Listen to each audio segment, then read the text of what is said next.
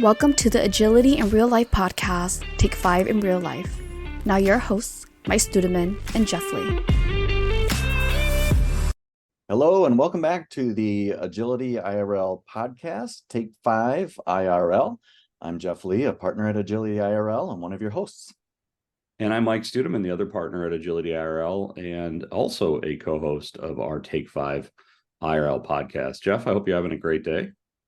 It is a good day, Mike. Looking forward to class today with product owners, and it got me thinking about the product owner accountability and the hard skills that are involved. And I mean hard skills in both ways, right? Things that are not easy, but also are very tangible. You know, we think of this product owner accountability as, you know, a lot of working with people, the soft skill side being very important, but there's some real tangible hard skills that go along with being a product owner as well.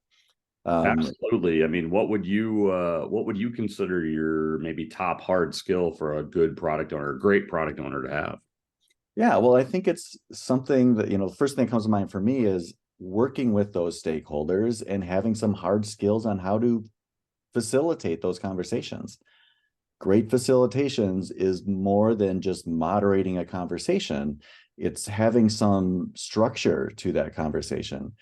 So there are a number of things that can be done, knowing some skills around how to get divergent thought, of getting different ideas on the table and turning that into convergent thought and getting down to one with a group, right? Not just one-on-one conversations, but having those structured conversations with a group. Absolutely. So, Absolutely. Yeah. I think so plus one to having great facilitation skills.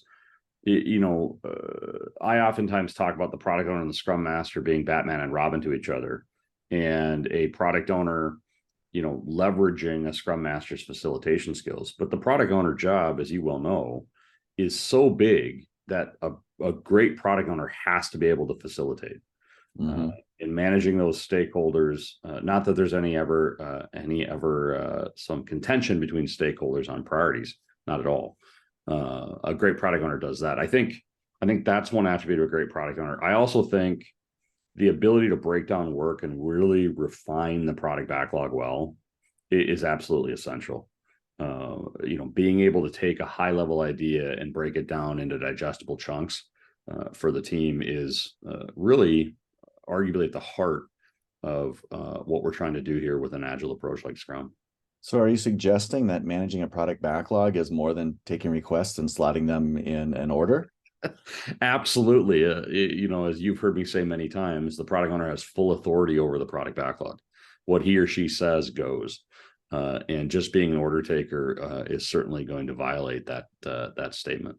Yeah. So getting more tangible for people who are maybe tuning in here to get some of those skills, what are some techniques that you like to break down big chunks of work into small pieces? Yeah, I mean, there's a number. I love user story mapping. I'm a huge fan of Jeff Patton's work, breaking those down. Best book on user story mapping, of course, is User Story Mapping by Jeff Patton. The Agile books always have creative titles. We're not good at marketing in the Agile space. I really like user story mapping. I like doing some impact maps. Those are good as well, a lesser practiced technique, I would argue. I think even getting into some of the engineering practices, they're really design practices like test-driven development can help break product backlog items down. What would you add to the list there, Jeff? Yeah, well, first I like to just encourage people to look those up. And impact mapping, as you suggested, right? Getting to where's the value and how do we quantitatively define that value? Really important. And also that really helps you to work with stakeholders. So bring that into your conversations. And I think about going back to the facilitation. One of my favorite, simplest things is 1, 2, 4, all, where, it's just a way of getting ideas individually. You think about them, you talk to one person about them, and then you share, that pair works with another pair to further either expand or refine what you're doing, come back to the group. Great way to get techniques out there. So I would look that one up. And also, when you're working with stakeholders and trying to figure out the value, some simple things like, buy a feature. You've got Yeah, a certain amount of absolutely. money. I mean, it helps you to get input from stakeholders as well as assign value to your product backlog. So you're doing both of these things at once. Yeah, +1 to both of those. I think the other thing with innovation games like Buy a Feature is it involves the stakeholder in the process. Instead of the product owner just being the interface to the team, the stakeholders are actually invested in the process. And as you well know, Jeff, we humans are fascinating creatures. Once we're involved in a process, we're less likely to criticize that process. Funny how that works. Yeah, It yeah, is. many phases.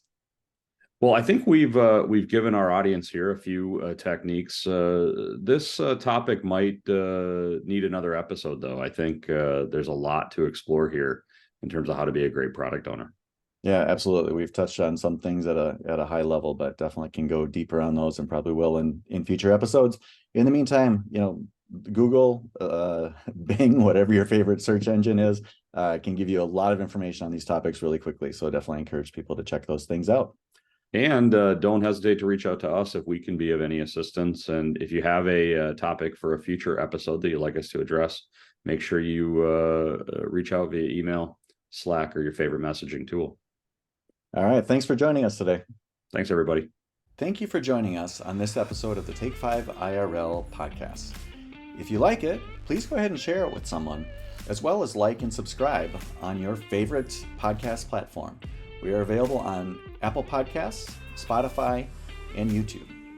Also, leave us a comment or a suggestion for a future episode. Again, thanks for listening, and we look forward to you joining us next time on the Take5IRL podcast.